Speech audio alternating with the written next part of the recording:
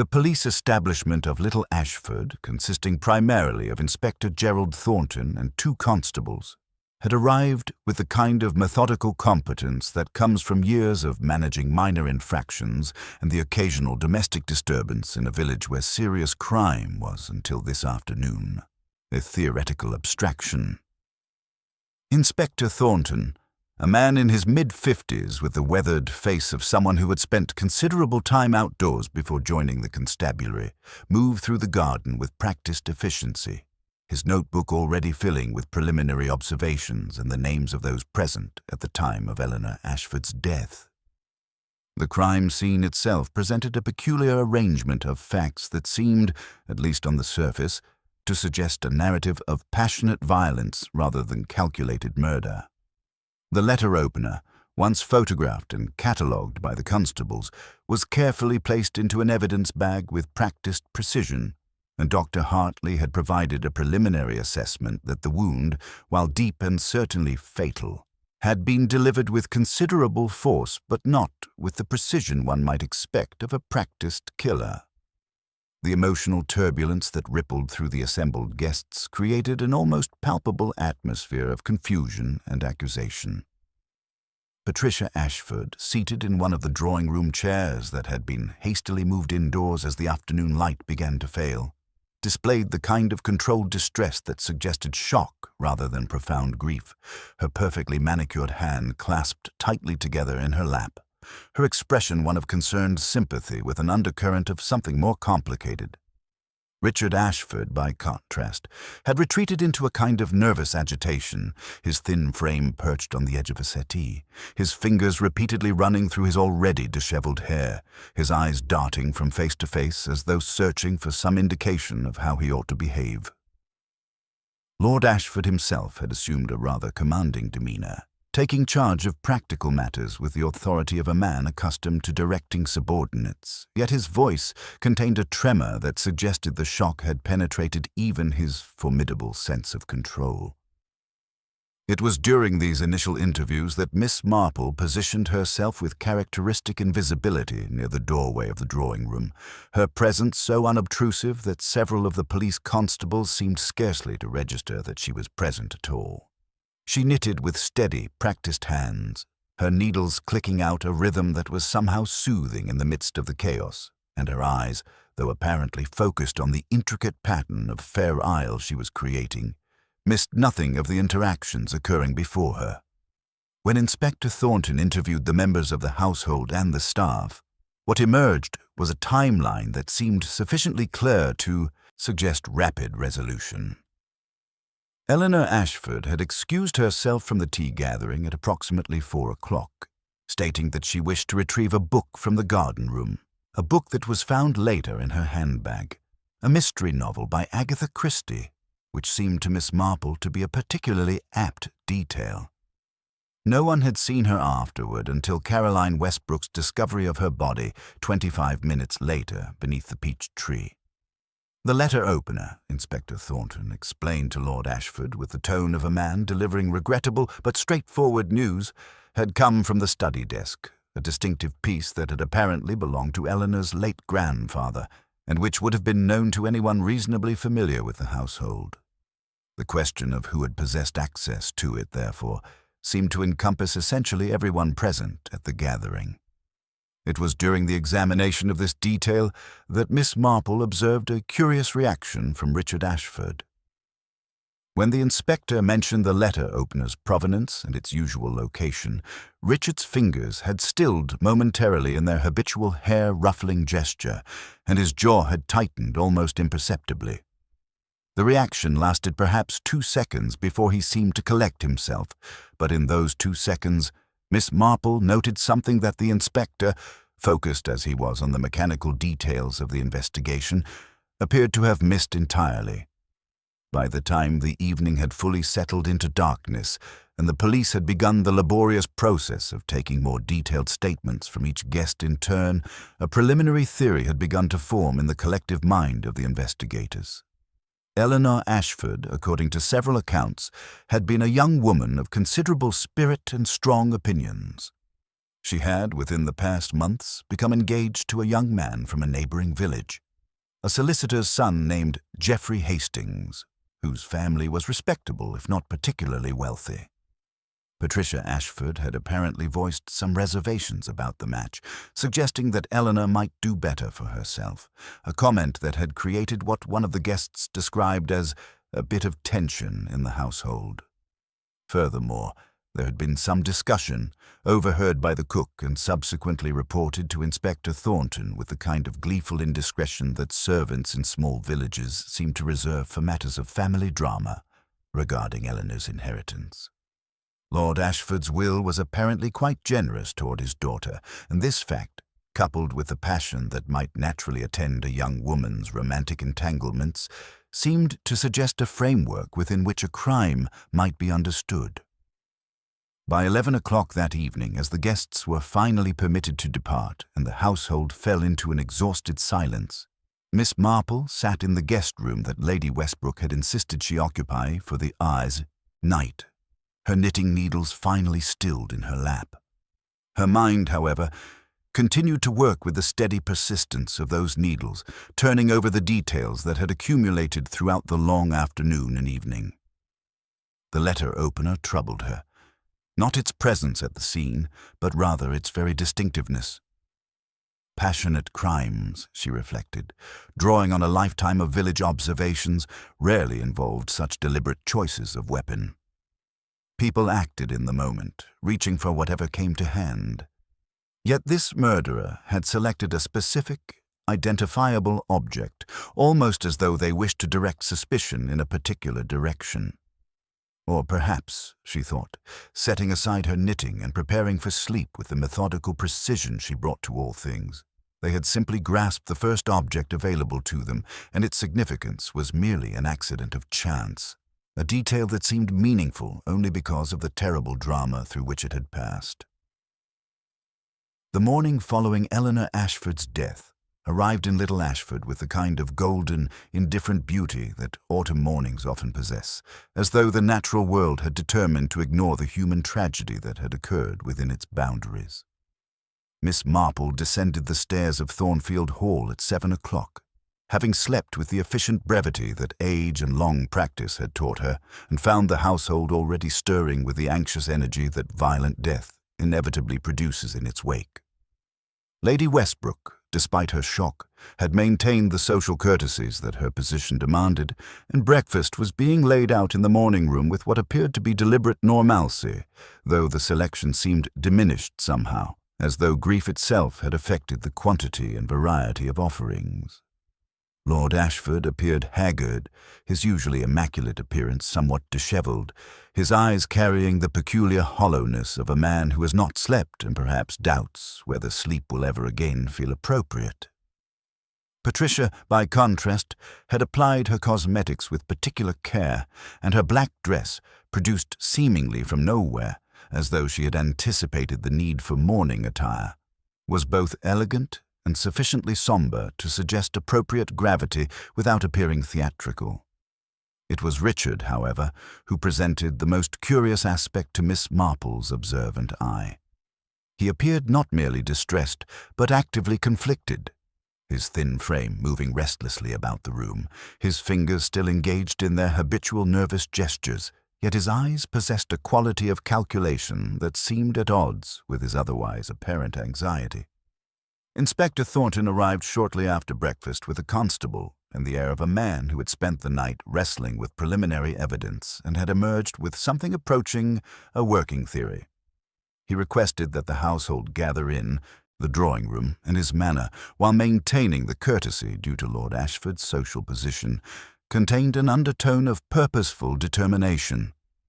It was during this second interview that additional details began to emerge, details that seemed to shift the landscape of suspicion in subtle but significant directions. The cook, emboldened perhaps by the official nature of the inquiry, revealed that she had overheard a conversation between Eleanor and Richard approximately 3 weeks prior,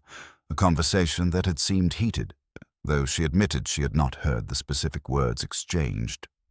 Furthermore, a housemaid mentioned that she had observed Richard leaving the study on the afternoon of the murder at approximately the time when Eleanor had excused herself from the tea party, though she could not specify the exact time with any certainty. Inspector Thornton leaned forward with the intensity of a man who believes himself to be approaching the center of a mystery, and his questions to Richard became noticeably more pointed. Had Richard been in the study? Had he possessed a particular reason for being there? What was the precise nature of his relationship with his stepsister, and had there been any disputes of consequence between them? Richard's responses, increasingly defensive and accompanied by an escalation in his nervous mannerisms, seemed to Miss Marple to confirm the inspector's growing suspicion rather than alleviate it. Richard admitted that yes, he had been in the study, searching for some papers related to the publishing house's business. Nothing of consequence.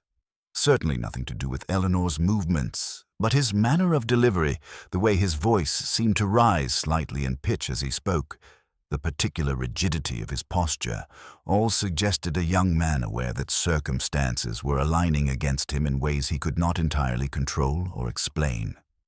It was at this moment that Miss Marple, still ostensibly absorbed in her knitting, observed something that appeared to have escaped the inspector's notice. When Richard had been asked about his location during the critical 25-minute window in which Eleanor had been murdered, Patricia had reached out and touched her son's arm, a gesture that might have appeared supportive, but which Miss Marple, with her decades of experience reading the subtle languages of human interaction, recognized as a warning. The touch had been brief, barely more than a brush of fingers against fabric, but it had been accompanied by a nearly imperceptible shake of Patricia's head, a gesture so minute that only someone watching with the kind of attention Miss Marple habitually brought to such scenes would have registered it at all.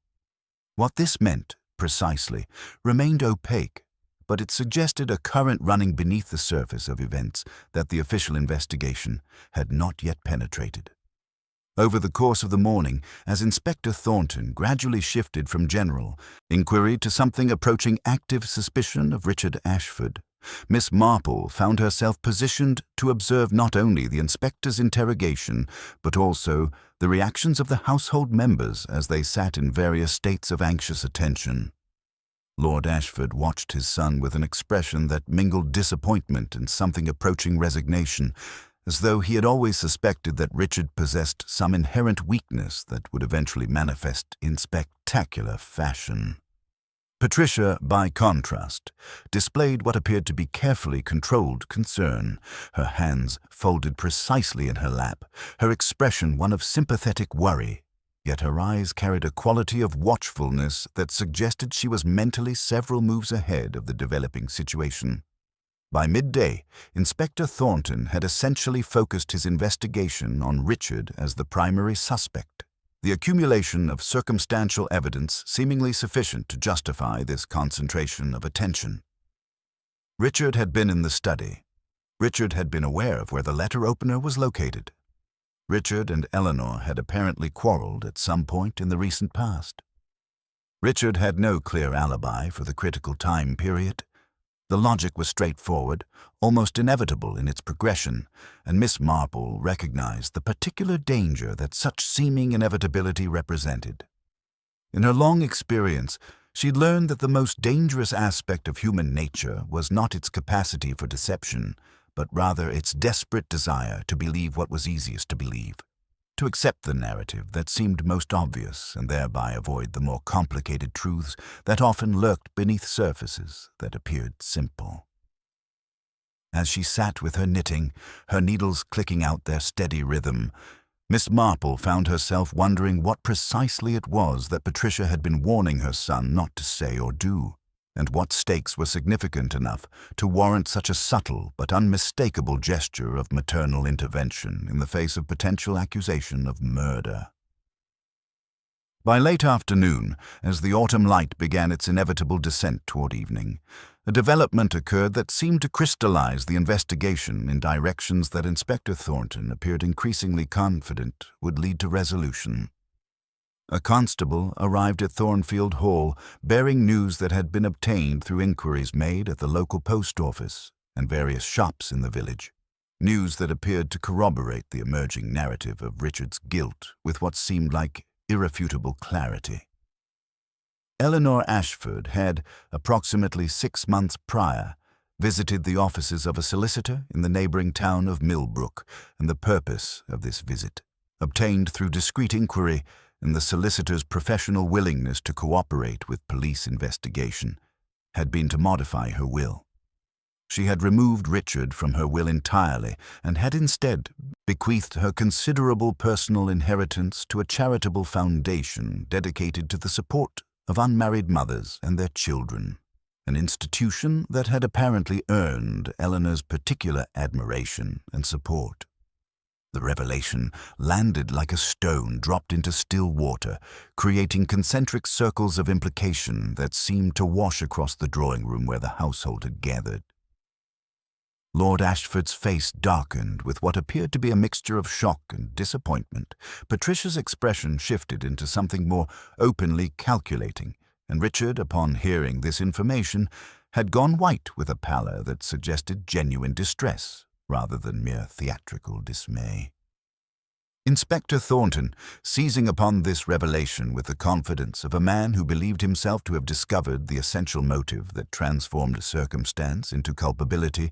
pressed his interrogation of Richard with renewed intensity. Had Richard been aware of Eleanor's intention to alter her will? Had there been financial difficulties that might have motivated him to prevent Eleanor from executing such a change? Had there been disagreement between Richard and Eleanor regarding her philanthropic inclinations? The questions accumulated like weights upon Richard's increasingly fragile composure, and his responses became increasingly incoherent, his denials more desperate, his defensive posturing more pronounced. Miss Marple, continuing her knitting with mechanical precision, observed the scene with an expression of such gentle, unfocused sympathy that no one in the room seemed to register that she was engaged in anything more than the harmless occupation of an elderly woman passing time during an uncomfortable social situation.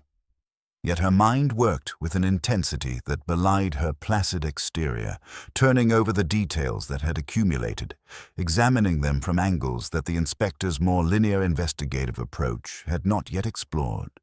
The revelation of Eleanor's altered will, while certainly providing what appeared to be a plausible motive for Richard's involvement in her death, troubled Miss Marple in ways she could not quite articulate even to herself. Young men of Richard's apparent temperament and social position rarely murdered their step-siblings for inheritance considerations, particularly when their father remained alive and possessed considerably greater financial resources than Eleanor had apparently commanded. Moreover, there was the matter of Patricia's subtle warning gesture, the barely perceptible shake of her head that had occurred before this information about the altered will had emerged. If Patricia had known about Eleanor's intention to remove Richard from her will, and her protective gesture suggested that she had possessed knowledge of something sufficiently consequential to warrant intervention, then why had she not mentioned it to Richard beforehand? And if she had mentioned it, would not Richard have taken steps to prevent Eleanor from executing such a change before now, rather than waiting until the morning of the murder to act? The questions accumulated in Miss Marple's mind like pieces of a puzzle that refused to align in the configuration that the official investigation seemed determined to impose upon them. As evening descended, and Lord Ashford, with visible reluctance, requested that Inspector Thornton refrain from further intensive questioning until the following day, Miss Marple found herself positioned near the study door as Richard was permitted to withdraw to his room. She observed, with the peripheral awareness that came from decades of social observation, that Patricia followed her son into the hallway, and that their conversation, though conducted in low tones, carried a quality of urgency and something approaching maternal desperation. Patricia's words, too indistinct for Miss Marple to hear clearly, seemed to contain repeated reassurances, though reassurance about what remained opaque. That evening, as the household settled into the uncomfortable silence that murder and official suspicion inevitably produce, Miss Marple requested permission to examine the study in which the fatal letter opener had been located. Lady Westbrook, distracted and grateful for any action that seemed to honor her guest's particular nature, granted this permission with minimal inquiry, and Miss Marple spent approximately an hour examining the study with the thorough attention she had brought to countless similar situations over her long life. The study itself was precisely what one might expect from a man of Lord Ashford's position and temperament. Mahogany furnishings, an impressive collection of leather-bound volumes, a desk of considerable size positioned to command a view of the garden and the grounds beyond. The letter opener's usual location, according to the constable who had initially catalogued the scene, had been in the center drawer of the desk, accessible to anyone who might have entered the study. But what caught Miss Marple's attention was not the letter opener's location, but rather a curious arrangement of papers on the desk's surface, papers that seemed to have been disturbed or relocated at some point. Among these papers, partially concealed beneath a leather desk blotter, was a carbon copy of a letter dated 3 weeks prior, a letter addressed to Eleanor from the solicitor in Millbrook, confirming receipt of her instructions regarding the modification of her will. The carbon copy, apparently misfiled or overlooked in the hurried circumstances following the murder, had not been discovered during the initial police examination of the study. Miss Marple read the letter carefully, and a particular sentence caught her attention. A phrase in which Eleanor had referenced a conversation with Mother that has made certain things clear to me. A phrase that suggested Eleanor had been motivated to alter her will by something that Patricia had said or done. Miss Marple returned the letter carefully to its position beneath the desk blotter, her mind now engaged in a reconsideration of the entire architecture of motive and opportunity that the investigation had thus far constructed. If Patricia had somehow influenced Eleanor's decision to alter her will, then Patricia possessed a motivation for Eleanor's death that had nothing to do with Richard's financial circumstances and everything to do with whatever had transpired between Patricia and her stepdaughter in the weeks preceding the murder. The morning of the second full day following Eleanor's murder arrived with a quality of tension that had intensified overnight, as though the household itself had absorbed the psychological weight of suspicion and uncertainty.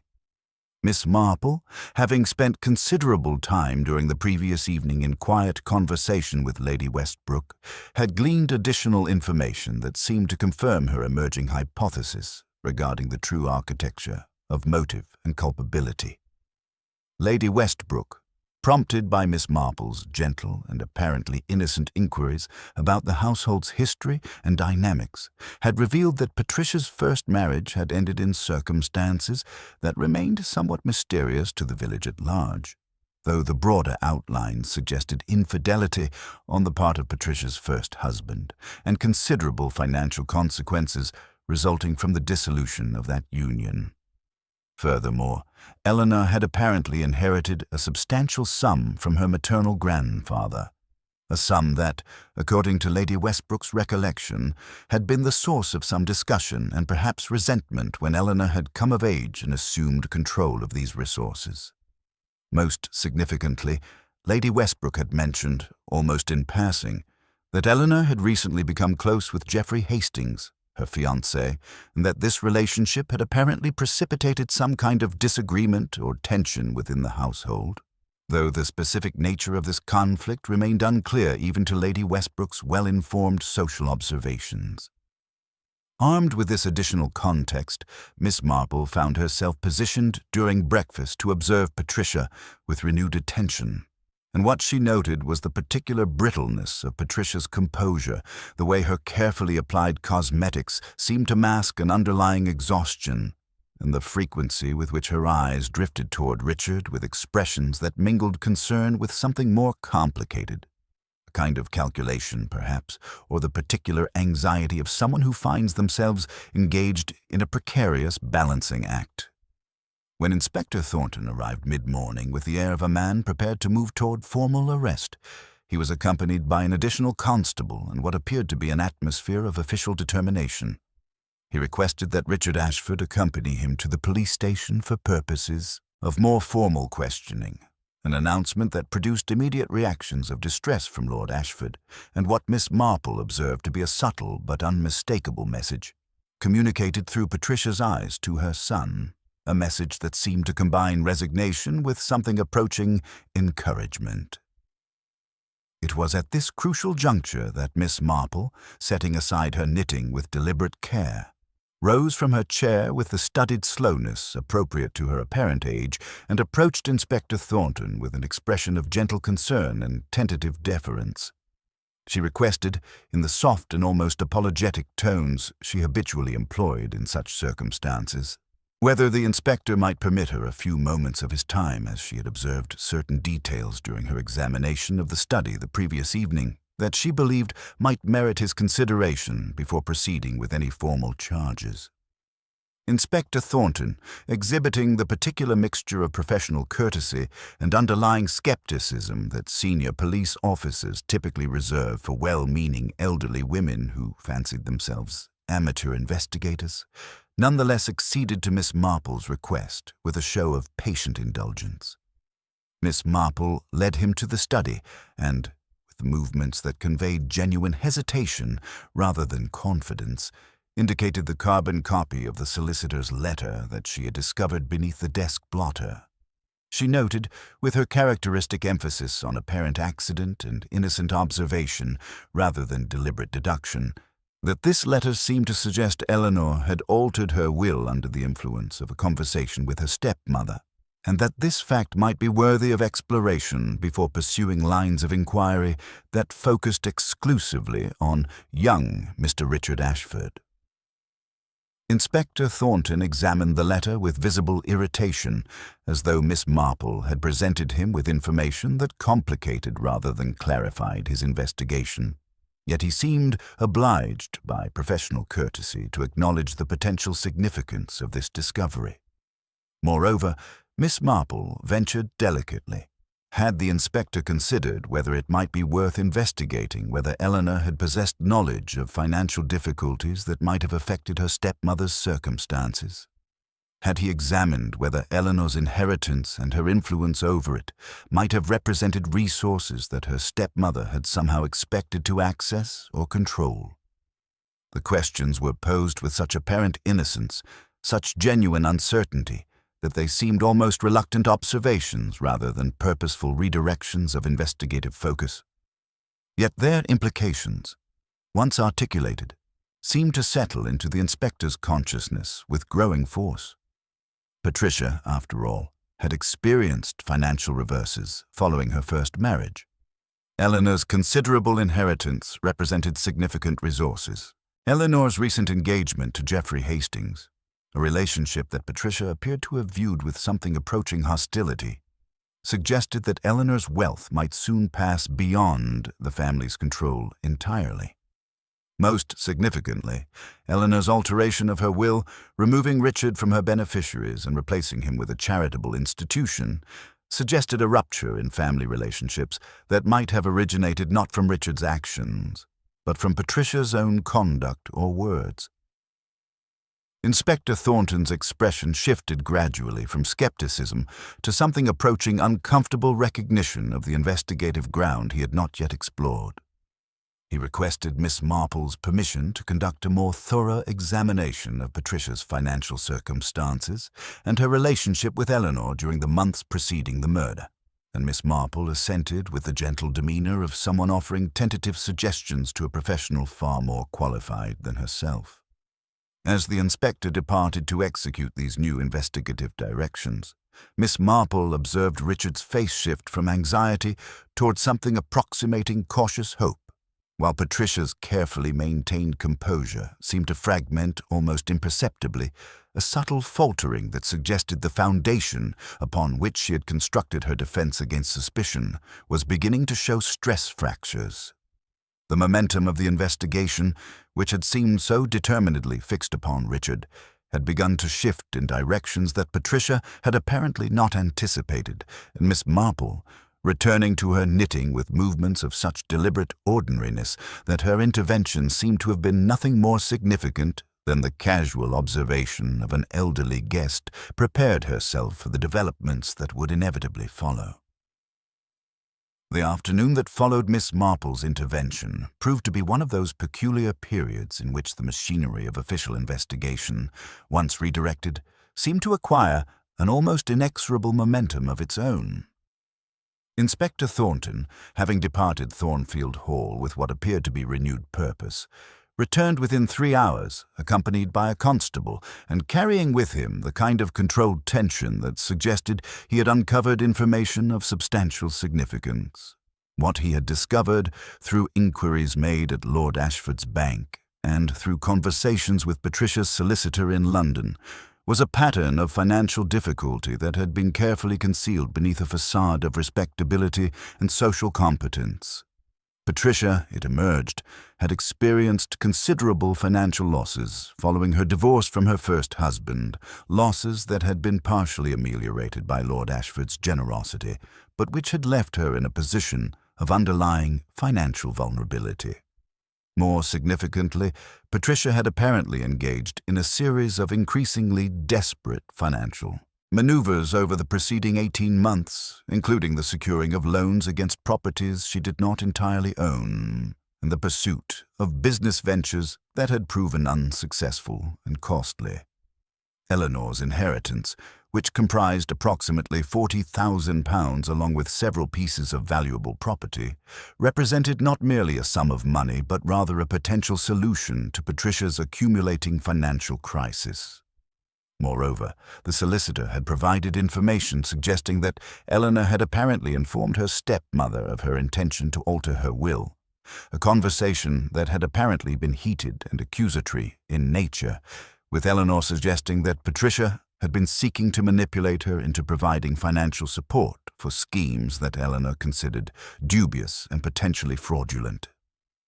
Lord Ashford, confronted with this information, had become visibly distressed, his expression suggesting a man whose understanding of his wife's character and trustworthiness had undergone a fundamental and deeply painful revision. When Patricia was summoned to the drawing-room to face these revelations, she initially maintained her carefully constructed composure, her carefully applied cosmetics and elegantly tailored black dress serving as armor against the gathering evidence of her financial desperation and the increasingly obvious motive for Eleanor's murder. Yet as Inspector Thornton presented the details of her financial circumstances, the timeline of her mounting debts, and the conversation that Eleanor had apparently had with Lord Ashford regarding her stepmother's attempts at financial manipulation, Patricia's facade began to crack with an almost audible quality of strain. She denied involvement in Eleanor's death with increasing vehemence, yet her denials carried an undertone of desperation rather than genuine innocence, the particular quality of protestation that comes from someone who recognizes that the architecture of their carefully constructed deception is collapsing around them. It was at this moment that Miss Marple, observing from her customary position of apparent harmless observation, noticed something that seemed to confirm her emerging understanding of the crime's true nature.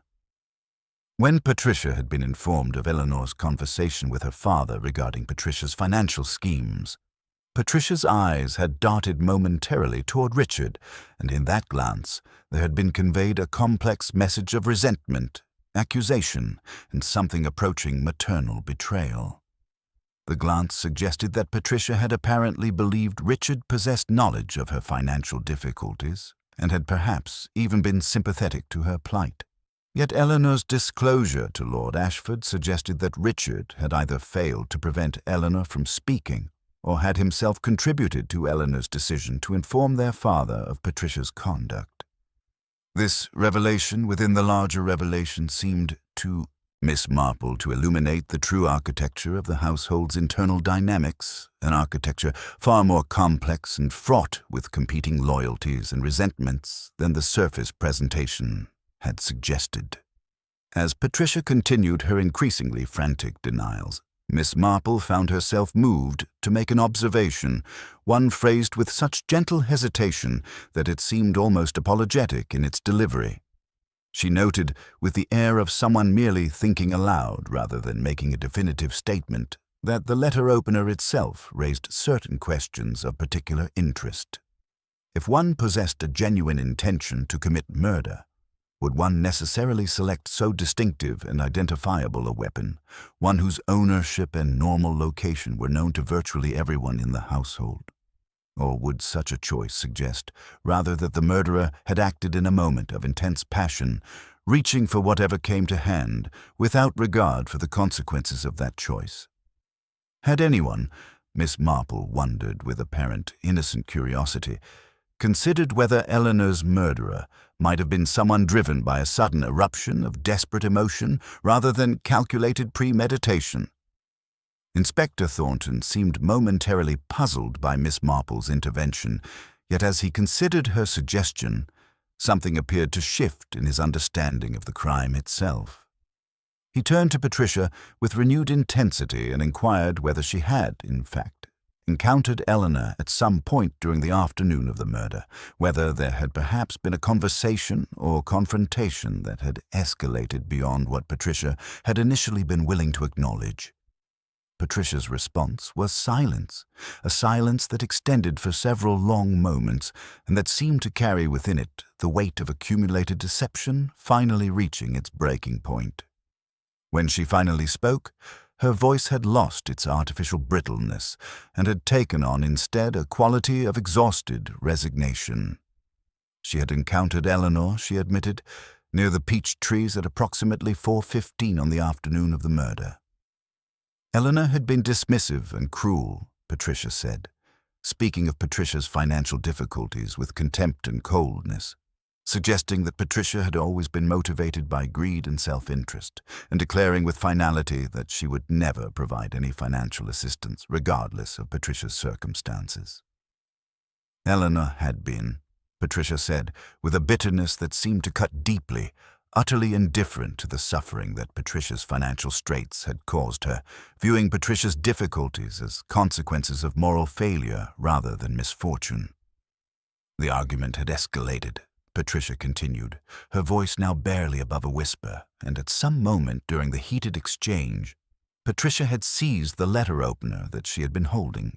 She had retrieved it from the study earlier, intending to return it to Eleanor, who apparently had borrowed it weeks previously and had driven it forward in a moment of what she described as uncontrollable fury. She had not intended to kill Eleanor, Patricia insisted, her composure now entirely abandoned, her face ravaged by the sudden surfacing of emotions that had apparently been suppressed beneath layers of careful maintenance.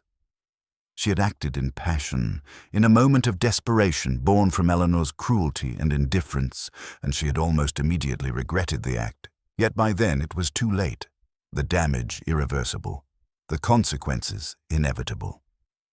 The confession that emerged from Patricia's lips in the drawing room of Thornfield Hall seemed to settle over the assembled company like a physical force, a weight that transformed the afternoon light streaming through the windows into something almost oppressive in its clarity. Inspector Thornton, though he maintained the professional demeanor appropriate to his position, could not entirely conceal the satisfaction of having pursued a line of investigation that had led to resolution. Yet there was also present in his expression a certain gravity that suggested recognition of the human tragedy that underlay the legal facts of the crime. Lord Ashford, confronted with the irrefutable evidence of his wife's deception and the violent act to which her desperation had driven her, had retreated into a kind of shocked silence, his face drained of color, his usual commanding presence reduced to that of a man whose fundamental understanding of his own life had undergone a catastrophic revision. Richard, observing the collapse of the maternal figure who had apparently sought to protect him through subtle warning gestures and careful maintenance of family solidarity, displayed a complex mixture of relief and something approaching sympathy, as though he possessed sufficient understanding of his stepmother's circumstances to recognize the particular desperation that might drive a person to such an act. It was Miss Marple, however, who seemed most composed in the aftermath of Patricia's confession, her expression reflecting neither triumph nor satisfaction, but rather a kind of sorrowful acceptance of the human capacity for violence born from desperation and the particular cruelty that comes from indifference to another's suffering. As Inspector Thornton moved to formalize Patricia's arrest and to execute the procedural requirements that such a confession necessitated, Miss Marple found herself engaged in quiet conversation with Lady Westbrook, who had been informed of developments and who had arrived at Thornfield Hall with the particular combination of sympathy and social responsibility that her position as village matriarch demanded. Lady Westbrook expressed considerable shock at the revelation of Patricia's guilt, yet as she reflected upon the events that had unfolded, she seemed to recognize certain patterns in Patricia's behavior that, in retrospect, suggested underlying desperation. Patricia had apparently been subtly seeking loans and financial assistance from various village residents over the preceding months, requests that had been couched in terms of business opportunity and investment potential, yet which had carried an undertone of genuine need that astute observers might have detected.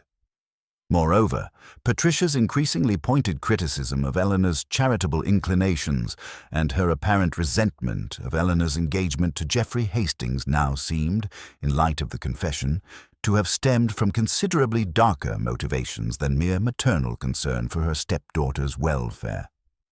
Miss Marple reflected, with the kind of gentle melancholy that came from decades of observing human nature in all its complicated manifestations, that Eleanor's murder represented not a crime born from calculated malice, but rather from the collision of desperation and indifference, a collision in which one individual's suffering had been rendered invisible to another through the particular blindness that privilege sometimes created.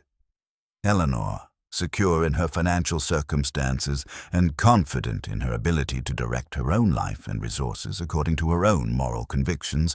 had apparently failed to recognize the genuine distress that her stepmother was experiencing, and had responded to Patricia's implicit requests for assistance with coldness and contempt. This failure of empathy, combined with Patricia's mounting financial desperation and the rejection that Eleanor's altered will represented, had apparently proved too much for Patricia's psychological equilibrium to bear. Within hours of her confession, Patricia had been formally charged with murder and removed to custody, the machinery of the legal system assuming control of what had begun as a domestic tragedy. The household at Thornfield Hall gradually returned to a kind of fragile normalcy, though the presence of violent death and familial betrayal seemed to linger in the atmosphere like an indelible stain. Lord Ashford, appearing considerably aged by the events of the preceding days, had retreated into his study and seemed disinclined to engage in social conversation, his attention apparently focused on the considerable legal and financial complications that Patricia's arrest and imprisonment would necessarily entail. Richard, relieved of suspicion, yet burdened with the knowledge that his stepmother had apparently been willing to allow him to face accusation rather than confess to her own crime, displayed a subdued demeanor that suggested a young man grappling with complicated emotions regarding family loyalty and self-preservation. It was on the evening following Patricia's arrest that Miss Marple, preparing her belongings for departure from Thornfield Hall, found herself in conversation with Lady Westbrook regarding the broader implications of the tragedy that had unfolded. Lady Westbrook expressed considerable concern regarding the damage that such an event would inevitably inflict upon Little Ashford's reputation as a peaceful village. Yet Miss Marple observed, with her characteristic gentle wisdom, that violence and human suffering were not phenomena limited to larger towns or urban environments, but rather were present everywhere that human beings assembled, constrained only by circumstance and opportunity rather than by geography. The tragedy of Eleanor Ashford's death, Miss Marple suggested, was ultimately a tragedy born from particular human failures. Eleanor's failure to recognize her stepmother's desperation, Patricia's failure to seek assistance through legitimate channels, and perhaps most fundamentally, the broader social failure to construct systems of support adequate to the needs of individuals experiencing financial distress. What the village had witnessed was not an anomalous eruption of criminal violence, but rather a manifestation of patterns that repeated themselves throughout human society with depressing regularity, patterns born from the collision of need and indifference, desperation and privilege. As Miss Marple departed Thornfield Hall the following morning, returning to her quiet cottage in the neighbouring village of St. Mary Mead,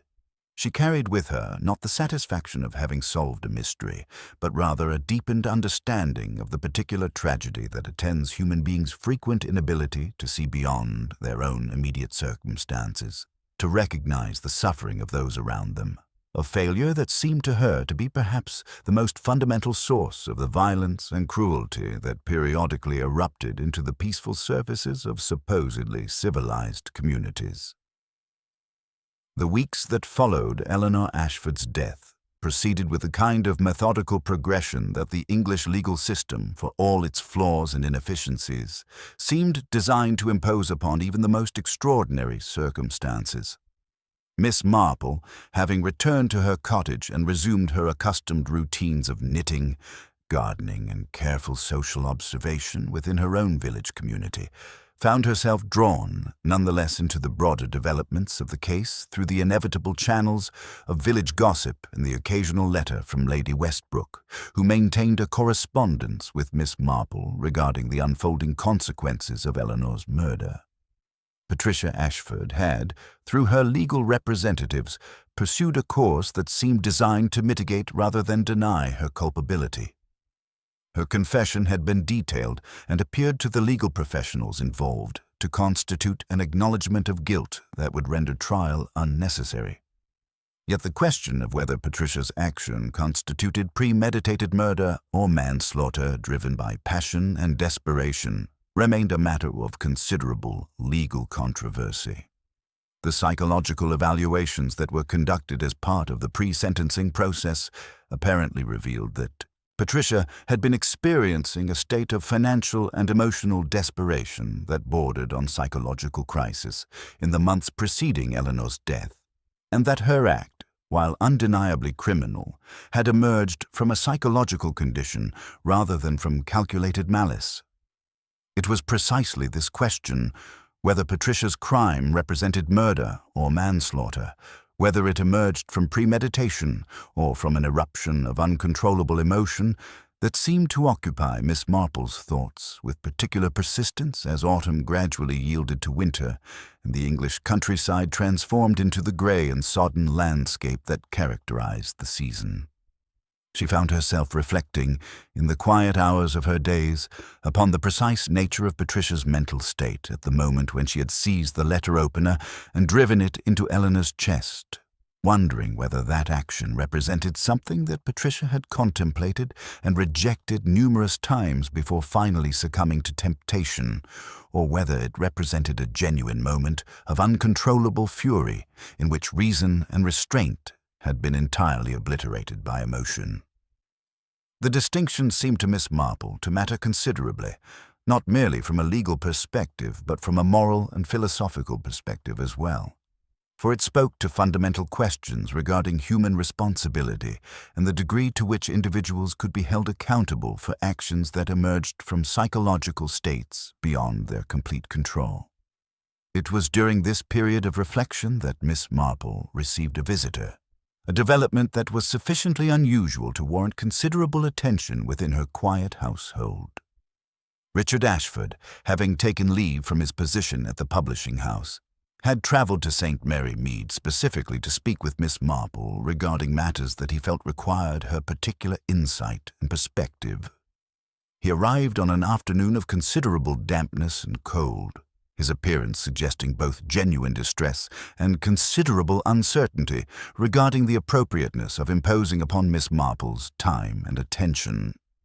Miss Marple received him with her characteristic warmth and with the kind of genuine interest that came from her long engagement with human nature and its infinite complications, and she encouraged him to speak freely regarding whatever concerns had prompted his journey. Richard's principal preoccupation, it emerged, concerned his father's response to the revelation of Patricia's guilt and the broader implications of her crime for the family's future.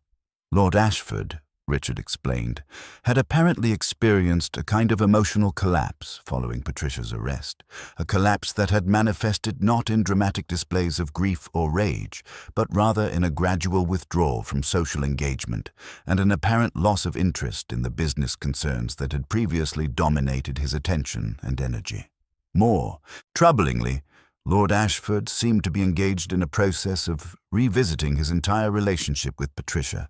examining instances and exchanges that now appeared in a different light when filtered through the knowledge of her financial desperation and the violence to which that desperation had ultimately driven her. Richard appeared to be seeking from Miss Marple some kind of reassurance or insight regarding whether his father bore some responsibility for the tragedy that had occurred, whether Lord Ashford's apparent inattention to his wife's financial difficulties and emotional distress had in some way contributed to the crisis that had culminated in Eleanor's death. Miss Marple listened to Richard's exposition with careful attention, and when he had finished, she set aside her knitting and regarded him with an expression of genuine compassion. She observed that the question of responsibility in such matters was invariably more complicated than any simple assignment of blame could capture, yet that it was perhaps worth considering whether the tragedy that had befallen the Ashford family represented the consequence of any single individual's failure, or rather represented the convergence of multiple failures distributed across several people and social structures. Eleanor's failure to recognize her stepmother's desperation, Patricia's failure to seek assistance through legitimate means, Lord Ashford's failure to perceive the emotional crisis occurring within his own household, and perhaps most fundamentally, the broader social failure to construct adequate support systems for individuals experiencing financial distress. All of these failures had apparently combined to create circumstances in which Eleanor's death became a possibility. Miss Marple suggested gently that Lord Ashford might benefit from recognizing that while he could not undo the past or absolve himself entirely of all responsibility for the circumstances that had developed, neither could he reasonably attribute to himself sole responsibility for outcomes that had emerged from the choices and actions of multiple individuals. The most constructive response available to him seemed to Miss Marple to involve attempting to understand the circumstances that had led to Patricia's desperate state, not for the purpose of absolving her of responsibility for Eleanor's murder, but rather for the purpose of attempting to ensure that similar circumstances did not develop within his household or his broader sphere of influence in the future. Richard appeared to derive some consolation from this perspective, and as he departed Miss Marple's cottage later that afternoon, he seemed to carry with him a somewhat lighter burden of concern regarding his father's emotional state and the appropriate response to the tragedy that had so thoroughly disrupted the family's previously comfortable existence. It was only after Richard had departed that Miss Marple found herself reflecting upon the broader patterns that his visit had illuminated. Patterns that seemed to her to speak to fundamental questions regarding the nature of human responsibility in complex social situations where multiple factors and multiple individuals contributed to outcomes that no single person could have entirely prevented or controlled.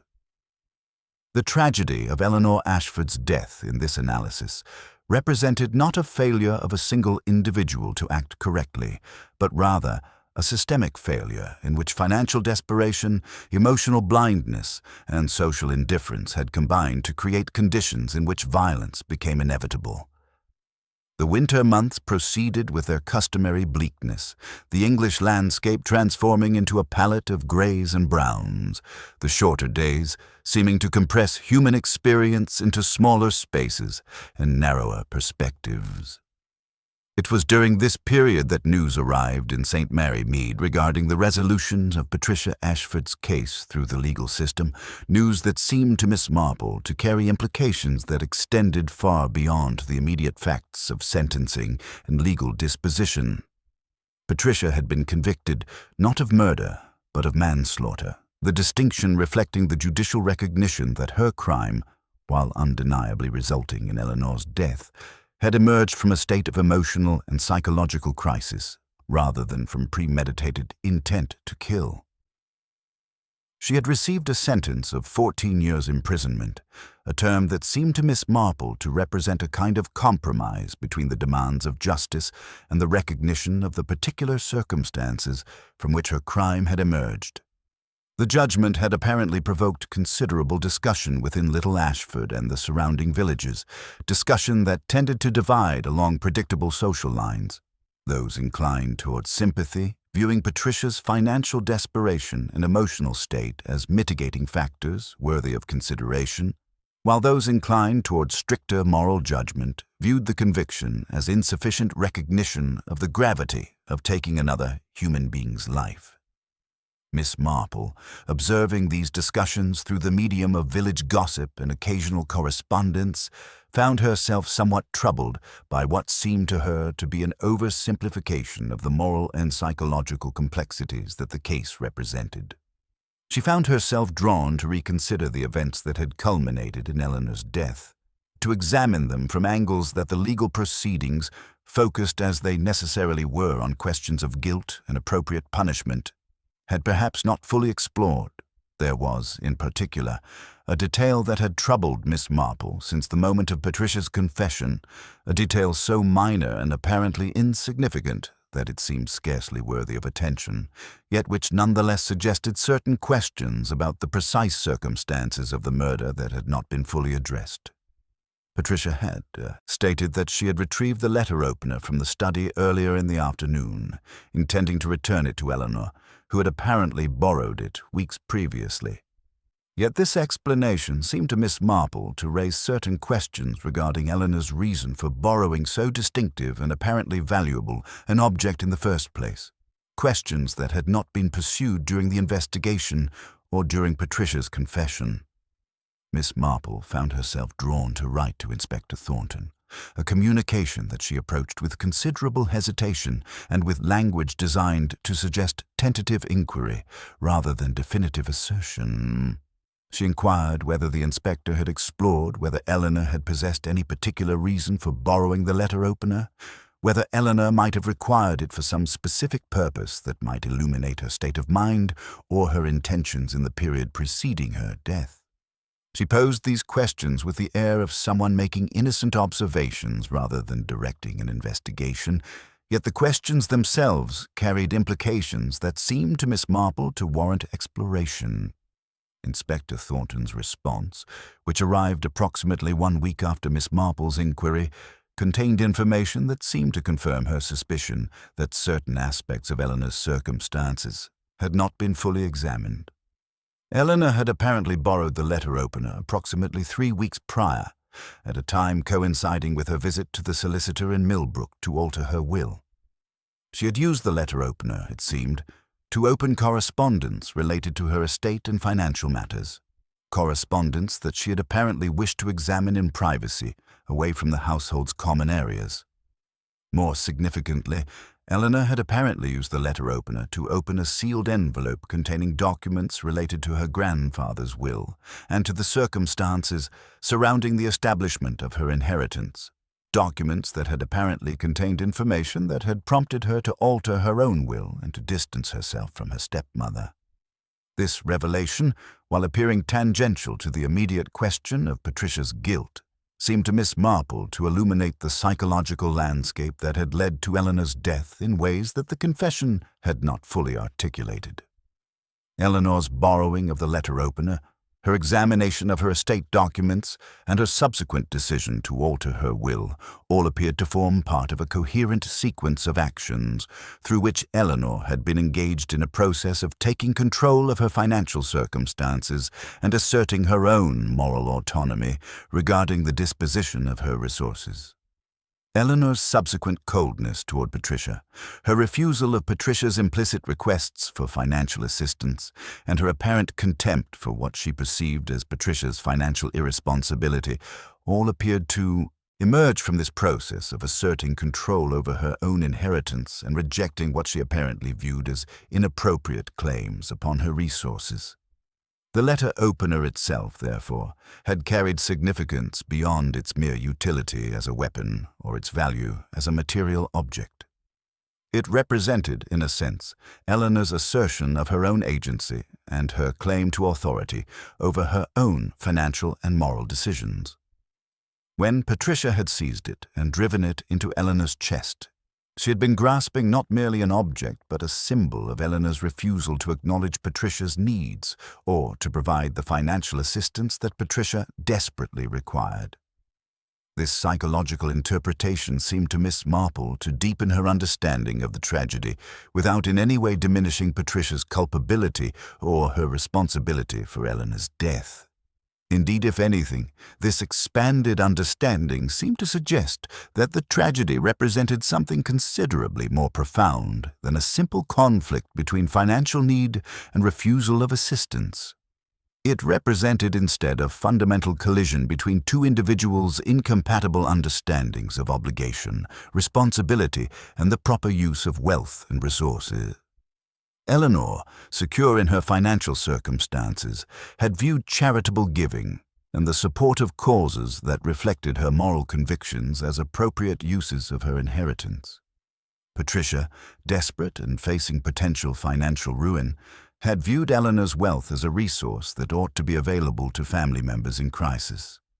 The collision between these two perspectives had proven fatal, and the legal system's response, while perhaps adequately addressing the question of punishment, seemed to Miss Marple to leave largely unexamined the deeper moral and social questions that the tragedy had illuminated regarding wealth, obligation, and the nature of human responsibility toward those in one's immediate sphere of influence. As winter gradually yielded to early spring, with the first tentative emergence of snowdrops and crocuses suggesting that the world might indeed renew itself, despite the violence that had disrupted its surface,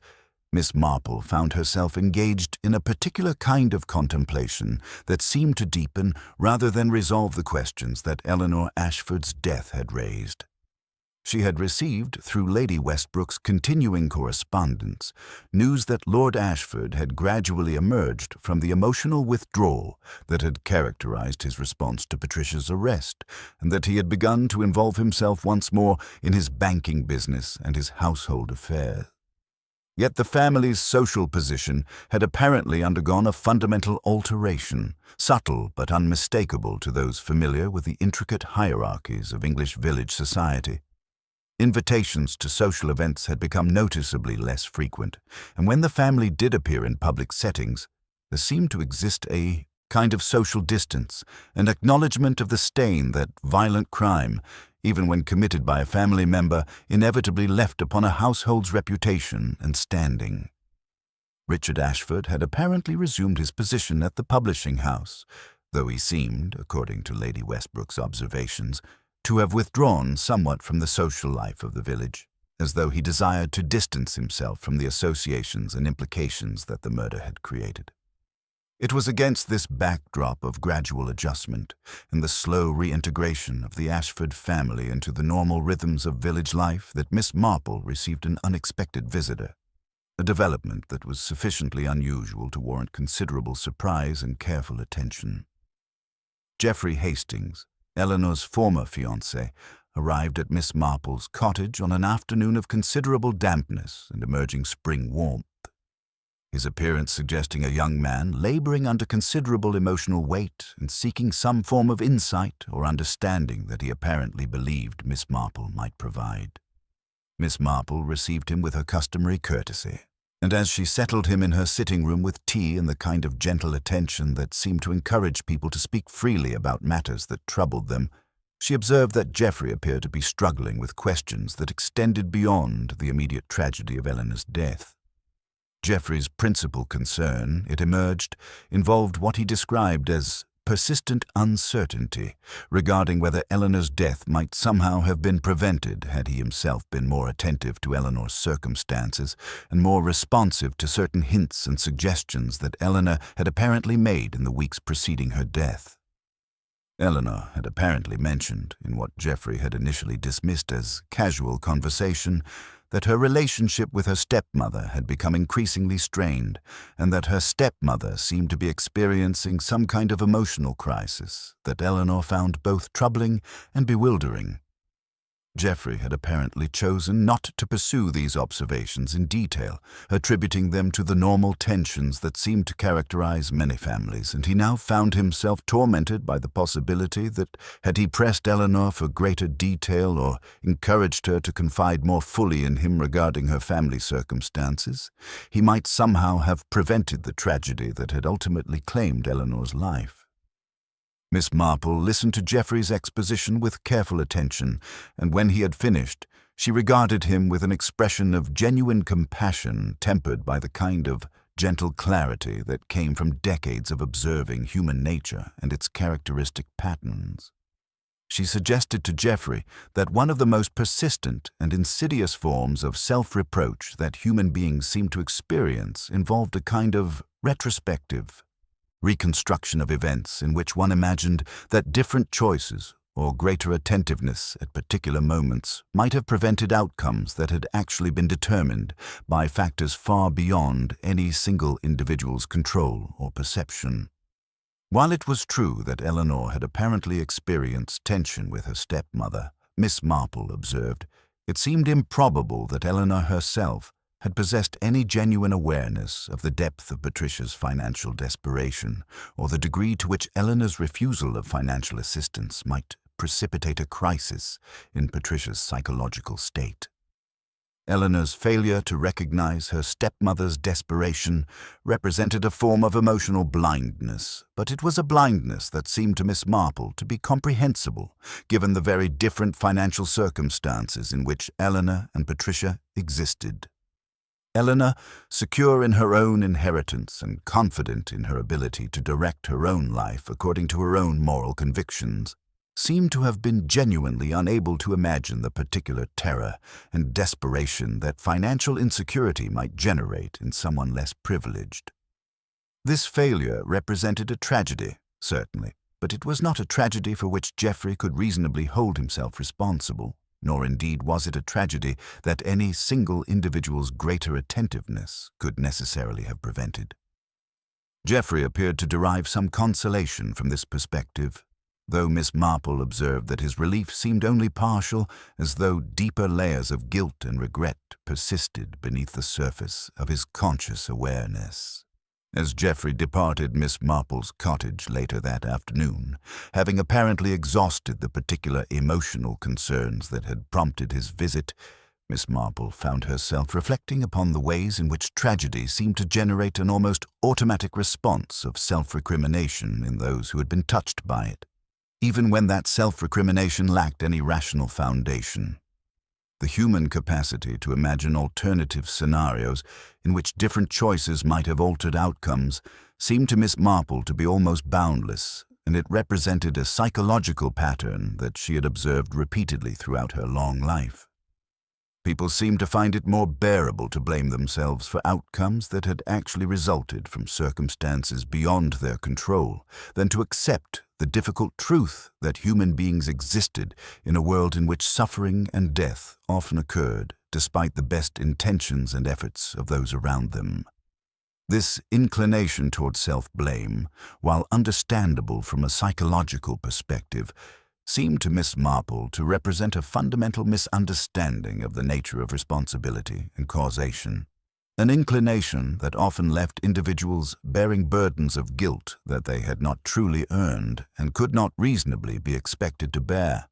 The tragedy of Eleanor Ashford's spontaneous death, she reflected, seemed to have generated concentric circles of suffering that extended far beyond Eleanor herself, affecting not only Patricia, who had committed the act, but also Lord Ashford, Richard, Geoffrey, and indeed the entire community of Little Ashford, each individual apparently struggling to locate some meaningful point within the chain of causation at which they might have intervened to prevent the catastrophe that had actually occurred. The spring of that year proceeded with a quality of renewal that seemed to mock the ongoing grief and disruption that Eleanor Ashford's death had occasioned within the village of Little Ashford. The flowers emerged with their customary indifference to human suffering. The birds returned to their seasonal nesting sites with their particular obliviousness to tragedy, and the rhythms of village life gradually reasserted themselves with a kind of persistent normality that seemed to suggest that even the most profound disruptions were ultimately absorbed into the fabric of ordinary existence. It was during this period, as the warm weather began to soften the lingering cold of winter, and the village gardens began their transformation towards summer abundance, that Miss Marple found herself drawn to make a journey back to Little Ashford, a journey that she approached with a sense of purpose that extended beyond mere nostalgic revisitation of the scene of the tragedy. She had received a letter from Lord Ashford, a communication that was sufficiently unusual to warrant considerable attention, in which he requested that Miss Marple visit Thornfield Hall at her earliest convenience, expressing a desire to discuss certain matters regarding Eleanor's death and the circumstances that had led to the tragedy. Miss Marple arrived at Thornfield Hall on an afternoon of considerable beauty, the gardens now displaying the profusion of spring flowers that seemed to mock the darker events that had occurred beneath these same trees the previous autumn. Lord Ashford received her with a courtesy that seemed to reflect both gratitude for her intervention in redirecting the investigation toward Patricia, and a kind of weary resignation that suggested a man who had come to terms with the permanent alteration that tragedy had effected in his life and circumstances. He led Miss Marple to the study, the room in which so many of the critical details of the crime had emerged, and there he produced a collection of documents and correspondence that appeared to relate to Eleanor's financial circumstances and her state of mind in the period preceding her death. Lord Ashford explained that he had been engaged in a systematic examination of Eleanor's personal papers and correspondence, not from any sense of morbid curiosity, but rather from a desire to understand more fully the circumstances that had led to the collision between Eleanor and Patricia that had proven so catastrophic. What he had discovered, he suggested, provided a more complete picture of Eleanor's psychological state and her reasons for altering her will than had emerged during the police investigation or during Patricia's subsequent confession and trial. Eleanor had apparently been engaged in a process of what might be described as moral re-evaluation during the months preceding her death, a process that had been prompted by her examination of her grandfather's estate documents and by an increasing awareness of the privilege that her inheritance represented. The documents that Lord Ashford produced included journals, entries in which Eleanor had apparently reflected upon the nature of wealth, the responsibility that it seemed to entail, and the particular moral obligations that she believed attached to the possession of financial resources in a world in which so many individuals existed in circumstances of genuine hardship and deprivation. Eleanor had apparently come to the conclusion that her inheritance represented not merely a personal asset, but rather a resource that carried with it certain moral responsibilities. Responsibilities that she had increasingly come to believe involved the support of charitable causes and the assistance of those in genuine need. This philosophical evolution, while admirable from a certain moral perspective, had apparently created the conditions for the collision with Patricia, whose understanding of familial obligation and the appropriate disposition of family resources appeared to have been fundamentally different. Lord Ashford seemed to be seeking from Miss Marple some kind of validation or perhaps absolution regarding Eleanor's moral stance, as though he desired reassurance that Eleanor's philosophical convictions had been sound and appropriate despite the tragic consequences to which they had ultimately led. Miss Marple considered these documents and this request with the kind of careful deliberation that she brought to matters of moral complexity, and when she finally spoke, her words seemed to emerge from a deep well of accumulated wisdom regarding the nature of human motivation and the moral ambiguities that seem to characterize most human choices. She observed that Eleanor's conviction that wealth carried with it certain moral responsibilities and obligations seemed to her to be philosophically sound and ethically defensible. Yet she also suggested that Eleanor's apparent inability to extend empathy to her stepmother's financial distress suggested a limitation in Eleanor's moral understanding that was equally worthy of consideration. The tragedy that had occurred, Miss Marple suggested, seemed to her to represent not a failure of Eleanor's moral convictions, but rather a failure of Eleanor's moral imagination,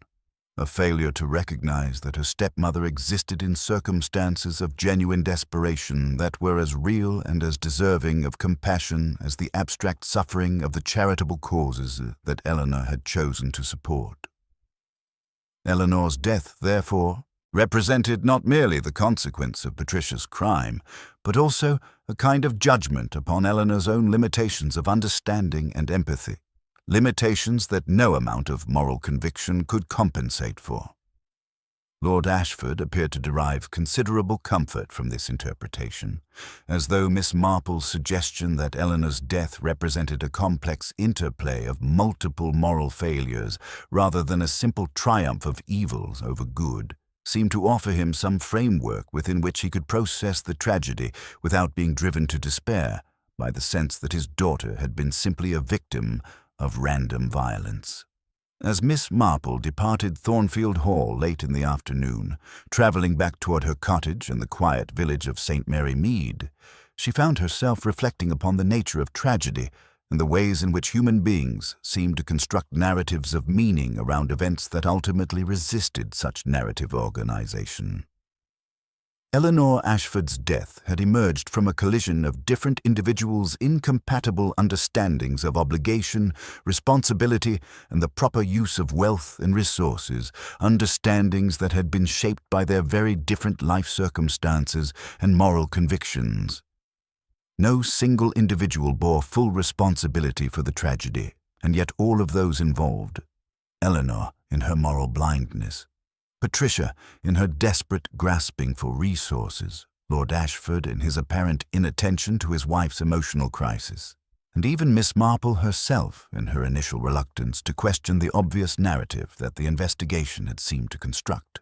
had in some way participated in the chain of causation that had led to Eleanor's violent death. The village of Little Ashford would gradually return to its customary rhythms. The scandal of Eleanor's murder would fade into the background of village memory, and the individuals who had been touched by the tragedy would attempt to reconstruct lives that accommodated the permanent alterations that such violence inevitably affected.